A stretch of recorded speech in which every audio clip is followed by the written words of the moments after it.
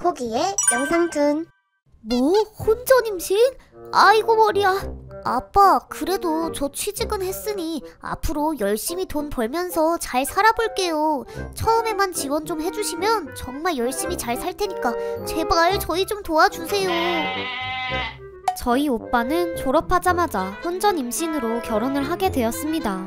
오빠가 결혼하기 전까지는 저희 둘 다 대학교와 먼 곳에서 살고 있어서 부모님의 지원으로 학교 주변 전셋집에서 같이 살았었는데요. 부모님은 전세 마련해 주시면서 최소한의 필요한 것만 채워주셨고, 그래서 대학 생활 동안 알바비랑 용돈 모아서 이것저것 사며 조금씩 집을 채워나갔습니다. 그런데 오빠는 졸업하고 취직하자마자 모은 돈 없이 결혼을 해야 하니 새언니가 저랑 오빠랑 살던 집으로 들어와 신혼살림을 차릴 수밖에 없는 상황이었습니다. 뭐라고? 내가 산 화장대랑 서랍이랑 다 놓고 가라고? 이건 말고도 내가 여기서 알바하면서 산 게 얼마나 많은데 난 하나도 못 가져가는 거야? 그럼 어떡하냐. 여친도 졸업하자마자 임신한 거라 돈 모아놓은 거 하나도 없단 말이야. 나도 여친도 지금 당장은 혼수할 형편 안 되는 거 너도 알잖아. 너한테는 정말 미안하지만 이번 한 번만 좀 봐주라. 내가 열심히 돈 벌어서 나중에 너 결혼할 때 제대로 보답할게. 결국 저는 제가 열심히 돈 모아서 산 여러가지 가구, 인테리어 용품 등을 하나도 못 가지고 나왔습니다. 앞으로 1년 동안 왕복 2시간도 넘는 거리를 통학해야 하는 것도 서러운데 가구까지 다 기부하고 나오니 더 서럽더라고요. 하지만 오빠의 사정도 이해했기에 어쩔 수 없다 생각하고 받아들였습니다. 그런데 부모님께 감사하고 미안해할 줄 알았던 오빠 부부는 오히려 다른 더 비싼 아파트에서 살고 싶다며 더 무리한 요구를 했는데요. 오빠, 근데 부모님한테 너무한 거 아니야? 지금 전세 빼서 더 비싼 아파트 갈 돈이 어디 있다고. 부모님 생각도 좀 해야 하는 거 아니야? 야, 우리가 부모님 밑에서 어떻게 컸는데 부모님이 우릴 위해서 고생하신 거 나도 잘 알지. 나도 아파트 그냥 지원해달라는 거 절대 아니야. 내가 알아봤는데 거기 아파트가 나중에 가격 무조건 오를 것 같아서 투자 겸 우리한테 지원해달라는 거지. 나중에 돈 벌어서 무조건 갚을 거니까 걱정하지 마. 결국 아빠는 전셋집 보증금 빼고 모아놓은 돈까지 합쳐 오빠 부부가 원하는 아파트를 마련해 주셨습니다. 그리고 몇 년의 시간이 흘러 오빠도 직장에서 안정적으로 자리 잡고 귀여운 아들도 낳아 잘 살고 있습니다. 그런데 며칠 전 부모님 댁에 다 같이 모인 자리에서 잘 살고 있는 줄만 알았던 오빠네 가족에게 큰 문제가 있다는 사실을 알게 되었는데요. 우리 가족 이렇게 오랜만에 모였는데 기념으로 짜장면이나 시켜 먹을까? 또 짜장면이요? 하여튼 아빠는 이 세상에서 제일 맛있는 음식이 짜장면인 줄 아신다니까? 그러니까 그럼 제가 중국집에서 주문할게요.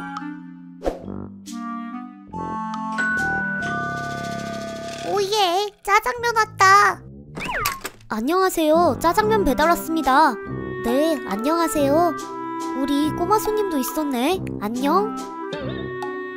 아하하, 맛있게 드세요. 네, 감사합니다. 왕자야, 감사하다고 인사해야지. 싫어요. 제가 왜 감사하다고 해야 되는데요?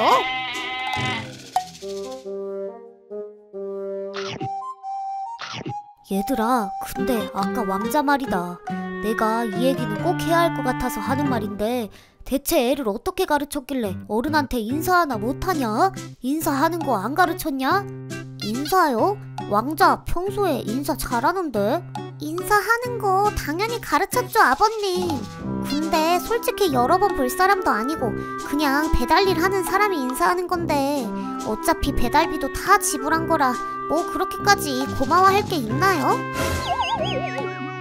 사실 저희 큰아버지가 젊을 때 힘들게 일하셨고 노동운동 하시다가 무죄 판결 받은 적도 있어서 새언니가 저런 말을 하는 순간 아빠가 이번 일은 그냥 안 넘어가겠다 그런 느낌을 받았습니다. 너희 이제 돈 좀 벌고 살만하다 싶으니 사람이 사람으로 안 보이는 거냐?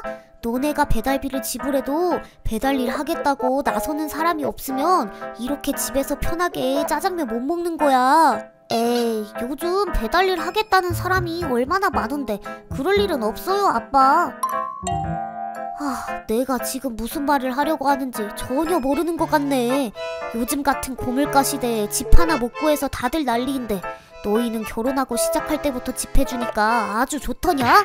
그거 내 집이고 그 집 없었으면 너희는 지금처럼 여유있게 못 살았을 거다. 시작부터 집 가지고 시작해서 버는 거에 비해 돈 좀 모으고 통장의 숫자 커지니 사람이 아주 우습지? 아니 그런 게 아니라 아빠 근데 이게 이렇게까지 화낼 일이에요? 그날 새언니의 한마디에 저희 집 분위기는 한순간에 얼어붙었고 짜장면이 입으로 들어가는지 코로 들어가는지 모를 정도로 정말 숨이 막혔습니다. 아무튼 그렇게 식사 시간은 어찌저찌 마무리가 되고 오빠네 부부는 별다른 말 없이 그냥 집으로 돌아갔죠. 그리고 아빠는 지금까지 제가 본 모습 중에 가장 화가 난 것처럼 보였습니다. 그러다 며칠 후 아빠는 폭탄 선언을 해버리시는데요. 나 오늘 너희 집 부동산에 내놨으니까 그렇게 알아라. 네? 집을 내놨다고요? 대체 그게 무슨 말씀이세요? 한국말 못 알아듣냐? 집 내놨으니까 이사 가라는 소리잖아. 부동산에는 최대한 빨리 나갈 수 있게 복비도 넉넉히 준다고 했으니 너희도 빨리 다른 집 알아봐. 멀쩡한 집 두고 갑자기 다른 집을 알아보라니요. 저희가 돈이 어딨다고. 야 이 자식아, 지금 결혼한 지가 몇 년인데 모아놓은 돈이 하나도 없는 게 말이 되는 소리냐? 너희 결혼할 때 한 푼도 안 들고 우리가 다 지원해줬다고 세상이 아주 쉽고 만만해 보이는 모양인데 이번 기회에 정신 똑바로 차려야 할 거다. 아무튼 대출을 하든 뭘 하든 당장 내 집에서 나가! 아빠는 결국 새언니의 말 한마디에 어마어마한 결정을 내리게 되었습니다. 그리고 그날 저녁 오빠 부부는 아빠에게 잘못했다고 싹싹 빌러왔는데요. 아빠 잘못했어요. 저희 아빠가 지원해주신 거 평소에 얼마나 감사하게 생각하는데요. 절대 당연하게 생각한 적 없어요 아빠. 아버님 며칠 전에는 죄송해요. 앞으로는 왕자 더 예의 바르게 잘 가르칠게요 아버님. 벌써 몇 년 전 일이지만 너희 결혼해야 해서 혹이 갑자기 다시 집으로 돌아와서 하루에 3시간 넘게 왕복하며 학교 다니는데 나도 아빠라 가슴이 얼마나 아팠는지 아니? 그래도 딸인데 새벽같이 나가서 맨날 달 보며 들어오는데 너희 코기한테 미안하다고 고맙다고 제대로 말한 적은 있어? 그리고 명느라 세상에 돈으로 할 수 없는 일이 없는 그런 사회가 됐다 한들 자식한테는 인사는 똑바로 시켜야 되고 돈 주고 일 시키는 사람이라고 해서 그렇게 막대하는 거 아니다. 지난번에 왕자 데리고 내려가서 분리수거 같이 하는데 글쎄 왕자가 뭐라고 했는 줄 아냐? 왕자야, 그건 거기 넣으면 안 돼. 페트병은 여기 플라스틱에 넣으면 돼. 할아버지 그렇게 열심히 안 해도 돼요. 이거 대충대충 해도 된단 말이에요. 어차피 경비 아저씨가 다시 정리할 거잖아요. 왕자가 분리수거를 너무 대충 하길래 다시 가르쳤더니 나한테 그런 얘기를 하더라고. 정말 며느리 너가 그런 말 한 적이 있었던 거냐? 그게 정확히 그렇게 말한 건 아니었는데 경비 아저씨가 돈 받고 하는 일이 그런 거라고 대충 해도 된다고 그랬던 것 같기는 해요. 지난번에는 우리 집사람한테 전화해서 무슨 나무로 된 교구가 있는데 그게 200만 원이나 한다고 왕자한테 꼭 사서 가르쳐주고 싶다고 해서 사줬다고 들었는데 그게 정말 교육이 되는 것이 맞냐? 200만 원이고 뭐고 사람이 기본 인성부터 돼야 하지 않겠냐? 이 세상에 돈만 주면 누군가 그 일을 해주는 사람이 있으니 돈이 사람 위에 있는 것 같지? 결국엔 나중에 돈을 줘도 그 일 해주는 사람이 없으면 아무 소용 없는 거고 사람 귀한 줄 모르면 안 되는 거야. 그리고 너도 마찬가지야. 너랑 콕이 내가 잘 가르쳤다고 생각했는데 이번에 너무 실망스럽다. 너희의 인생에서 급작스러운 일로 얼마나 마음이 급하고 부끄럽고 불안할까. 부모로서 안타까운 마음에 둘째 거의 희생시키다시피 해서 안정적으로 시작할 수 있게 최선을 다했다고 생각했는데 물거품이 된 것 같은 느낌이었어. 죄송해요 아빠. 앞으로는 저희 왕자 교육에 더 신경 쓰고 열심히 살아볼게요. 그니까 집 내놓은 거는 제발 다시 한 번만 생각해보세요. 여보도 어서 안 빌고 뭐해? 아니, 그럴 일은 없을 거다. 내가 너희한테 한 말 빈말 아니야. 생각해보면 애초에 너희 집이 아니었잖냐. 그동안 너희가 우리에게 너무 기대서 편하게 살아서 이런 사달이 난 게 아닌가 싶다. 이제부터는 둘이 모은 돈으로 전세를 하든 월세를 하든 집 구해서 너희 힘으로 살아. 오빠 부부는 잘못했다고 다시 생각해보라고 아빠에게 빌었지만 아빠는 결정을 굽히지 않으셨습니다.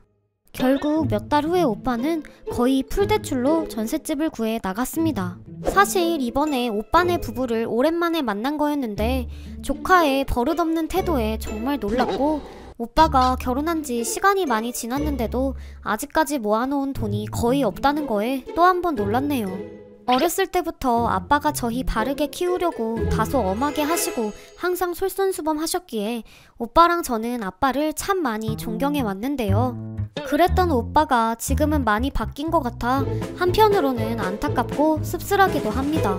하지만 이번 기회에 오빠네 부부가 제대로 정신 좀 차렸으면 좋겠네요.